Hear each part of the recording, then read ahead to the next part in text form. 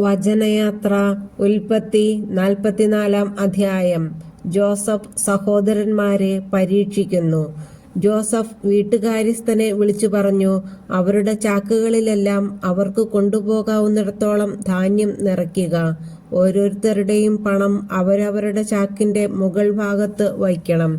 ഇളയവന്റെ ചാക്കിന്റെ മുകൾ ഭാഗത്ത് ധാന്യവിലയായ പണത്തിന്റെ കൂടെ എൻ്റെ വെള്ളിക്കപ്പും വയ്ക്കുക. അവൻ ജോസഫ് പറഞ്ഞതുപോലെ ചെയ്തു. നേരം പുലർന്നപ്പോൾ അവൻ അവരെ തങ്ങളുടെ കഴുതകളോടുകൂടി യാത്രയാക്കി.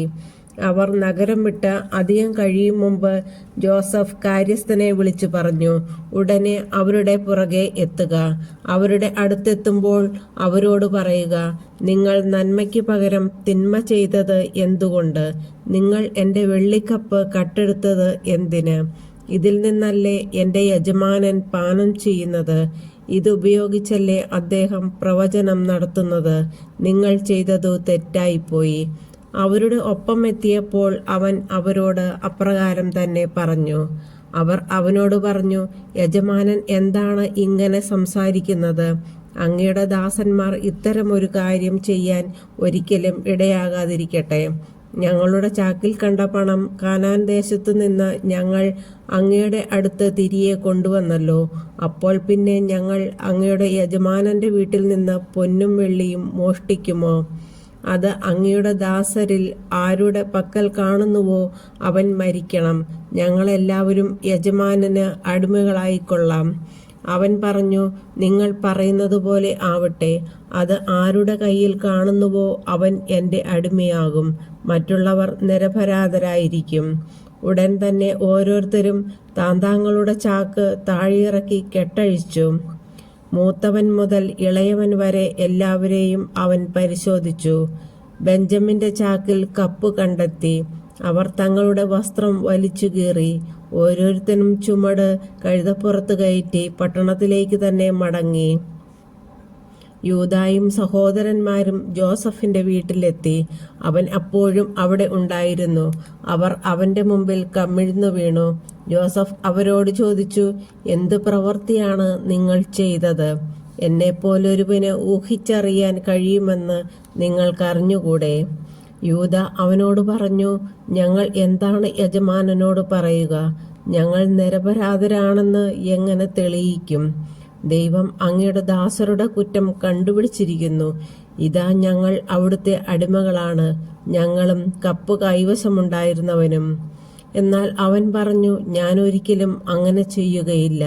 കപ്പ് കൈവശമിരുന്നവൻ മാത്രം എനിക്ക് അടിമയായിരുന്നാൽ മതി. മറ്റുള്ളവർക്ക് സമാധാനമായി പിതാവിൻ്റെ അടുത്തേക്ക് പോകാം. അപ്പോൾ യൂദ അവൻ്റെ അടുത്ത് ചെന്നു പറഞ്ഞു, എൻ്റെ യജമാനനെ ഒരു വാക്കുകൂടി പറഞ്ഞുകൊള്ളട്ടെ. എൻ്റെ നേരെ അങ്ങ് കോപിക്കരുതേ. അങ്ങ് ഫറവോയ്ക്ക് സമനാണല്ലോ. യജമാനനായ അങ്ങ് ദാസന്മാരോട് നിങ്ങൾക്ക് പിതാവോ സഹോദരനോ ഉണ്ടോ എന്ന് ചോദിച്ചു. അപ്പോൾ ഞങ്ങൾ യജമാനനോട് പറഞ്ഞു, ഞങ്ങൾക്ക് വൃദ്ധനായ ഒരു പിതാവും പിതാവിൻ്റെ വാർദ്ധക്യത്തിലെ മകനായ ഒരു കൊച്ചു സഹോദരനുമുണ്ട്. അവൻ്റെ സഹോദരൻ മരിച്ചുപോയി. അവൻ്റെ അമ്മയുടെ മക്കളിൽ അവൻ മാത്രമേ ശേഷിച്ചിട്ടുള്ളൂ. പിതാവിന് അവൻ വളരെ പ്രിയപ്പെട്ടവനാണ്. അപ്പോൾ അങ്ങയുടെ ദാസരോട് അവനെ എൻ്റെ അടുത്ത് കൂട്ടിക്കൊണ്ടുവരിക, എനിക്കവനെ കാണണം എന്ന് പറഞ്ഞു. ഞങ്ങൾ അങ്ങയോടുണർത്തിച്ചു, ബാലന് പിതാവിനെ വിട്ടു പോരാൻ വയ്യ.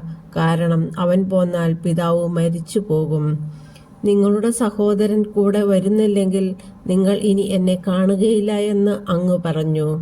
അങ്ങയുടെ ദാസനായ ഞങ്ങളുടെ പിതാവിൻ്റെ അടുത്തെത്തിയപ്പോൾ അങ്ങ് പറഞ്ഞതെല്ലാം ഞങ്ങൾ അവനെ അറിയിച്ചു. പിതാവ് ഞങ്ങളോട് വീണ്ടും പോയി കുറെ ധാന്യം കൂടി വാങ്ങിക്കൊണ്ടുവരുവാൻ ആവശ്യപ്പെട്ടു. ഞങ്ങൾക്ക് പോകാൻ വയ്യ.